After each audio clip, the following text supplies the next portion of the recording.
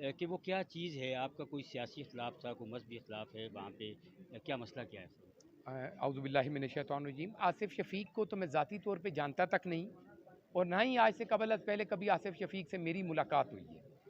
रही बात उनकी जो आपने सवाल किया, वो कोई ताकतवर इंसान नहीं है।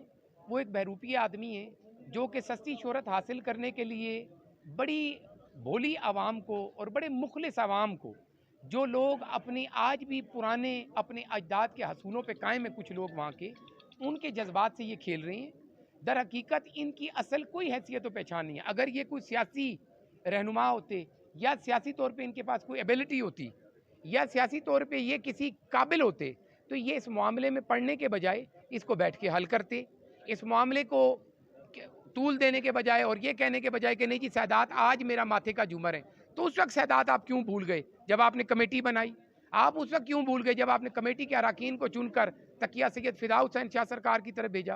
तो हजूर ऐसी कोई बात नहीं है। ये हमारी खामोशी से नाजायज़ फ़ायदा उठाया गया कि शायद हल्के की चंद आवाम को साथ रखकर वो इंतज़ामिया को ये बाबर करा दे कि मेरे पास आवाम की ताकत है, अगर आपने FIR लॉन्च की तो यहाँ एहतजाज होगा। क्योंकि वो अक्सर व बेहतर इंतज़ामिया को धमकी दे चुके हैं। उनकी कई आप मीडिया में जाएँ, सोशल मीडिया में उनकी रिकॉर्डिंग्स मौजूद हैं कि वो हमेशा इंतज़ामिया को धमकी देती हैं कि मैं 5000 बंदे के साथ आकर थाने का घेराव करूँगा, थाना जलाऊँगा, ये करूँगा।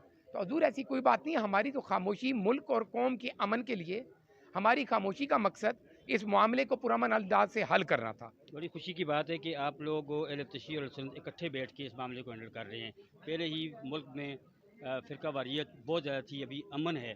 तो क्या आप ये समझते हैं कि ये जो अभी वाक़या है, इससे इंतशार बहुत दूर तक फैलने के चांसेस हैं? मेरी तो दुआ है सबसे पहले कि इस तरह की बात न फैल सके। हमने भी मिल के बड़ी कोशिश की है, पर बड़े अफसोस है कि पिंडी इंतज़ामिया की गफलत की वजह से ये बात यहाँ तक आ पहुँची। मैं गुजारिश करूँगा कि जिस तरह इस मामले को हमने बड़े सब्र और तहम्मुल से 1.5 माह बर्दाश्त किया, हल करने की कोशिश की, हमेशा सुलहनामा का दरवाज़ा खोला। आप सब आवाम से भी गुजारिश है कि हमारा मज़हब का कोई जंग और इख्तलाफ नहीं है। अहले सुन्नत वल जमात, अहले तशय्युह हो गए या दीगर लोग हो गए, हम सब आपस में भाई भाई हैं और बड़ा अल्हम्दुलिल्लाह हमारे दरमियान एक हमांगी है, और वो हमांगी इंशाअल्लाह ता क़यामत कायम व दायम रहेगी। मेरी गुजारिश है सिर्फ तमाम मज़हब के लोगों से कि हमारा किसी से कोई इख्तलाफ, किसी की दिल आज़ारी या किसी से नाराज़गी नहीं है। सिर्फ हमारी गुजारिश ये है कि आले बैत के दरवाज़े पे जो चीज़ आज से 20 साल पहले की मंसूब है, उसके साथ इस तरह की हरकत करने की वजह क्या थी और आसिफ शफीक के नापाक इरादे क्या थे। यही हमारा मुतालबा है इंतज़ामिया वाला से कि FIR लॉन्च की जाए, असल मुल्ज़मान को सामने लाया जाए और इसकी हकीकत में जाया जाए कि इस मुल्क को कौम को ख़तरा किन लोगों से है। CPO रावलपिंडी और बाकी जितने भी अफसरान CPO के अंडर आते हैं, उन लोगों ने अपनी जिम्मेदारी को जिम्मेदारी ना समझा और उनकी गफलत से और गैर जिम्मेदारी से आज ये मामला इस्लामाबाद एहतजाज की शक्ल में आ चुका है।